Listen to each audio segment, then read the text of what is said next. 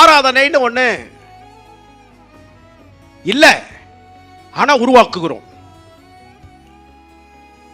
புத்தியுள்ள ஆராதனையை பவுல் சொல்றார். நீங்க என்ன செய்யணுமா?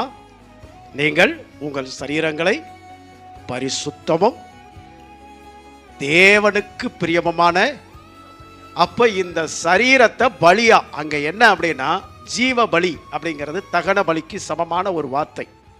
ஜீவனையே பலியா கொடுக்கறதுங்கிறது ஃபுல்லா பலிபீடத்தில் வச்சு அப்படியே சந்து சந்தா துண்டிப்பாங்க, சர்வாங்க தகன பலி. அப்புறம் அதை அக்கடியில் பலிபீடத்தில் வச்சு அப்படியே சாம்பலாக்கிடுவாங்க. இதுதான் ஜீவ பலியா அப்படியே தகனிக்க கொடுக்கறது. நம்மளை முற்றிலுமாக அர்ப்பணிக்கிற ஒரு இடத்துக்குள்ளே நாம் வந்துட்டோங்கிறதுக்கு அடையாளம் தான் நம்மளை தேவனுக்காக முழுவதுமாக அர்ப்பணிச்சிட்டோம் அப்படிங்கிற ஒரு நிலை நமக்குள்ளே வந்துருச்சுன்னா நம்ம ஆராதனை புத்தியுள்ள ஆராதனையாக மாறிடும். விளங்கினவங்க